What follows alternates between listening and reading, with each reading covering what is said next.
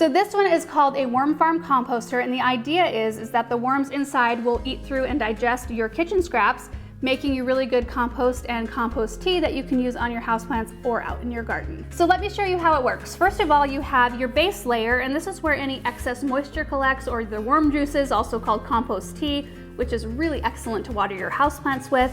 And then you can see at the bottom there's a built-in drain so that you can access that compost tea anytime. And then you have your filter, which keeps any debris or even some of the worms from falling down into that base tray. Then you have your trays, which is where I'm going to be putting the worms, and I'm going to only be starting with one out of the 2 trays in the beginning. Worm composting works pretty much the same as regular compost in that you need a balance of both carbon and nitrogen. So I'll grab some shredded paper and dried leaves first. This is the bedding for the worms, also called the carbon source, and fill the tray up about halfway.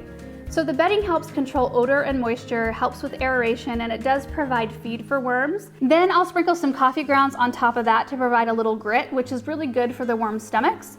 Then I'll settle the worms in on top of that. So at this point, I'm just gonna cover with the lid and let them sit for a week. And after that time, I can start adding the nitrogen source. So these are your kitchen scraps, which you can put in a layer on top of the worms.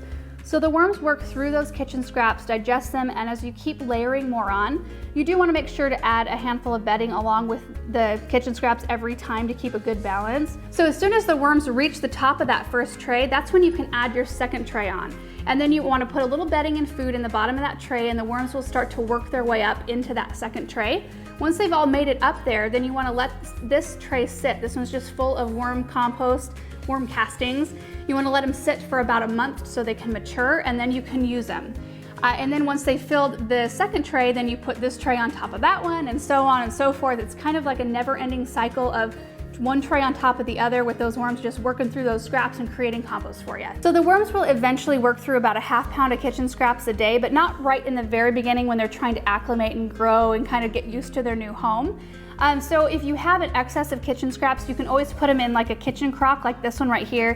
It looks pretty, so you can keep it on your counter. But the cool thing about these is that they have a charcoal filter which fits up in the lid that filters out any odors, so you don't smell it in your kitchen. And then if you want to make it even more clean, you can get special compostable bags instead of using regular plastic, which you can't compost. And I'll drop a link down below for those.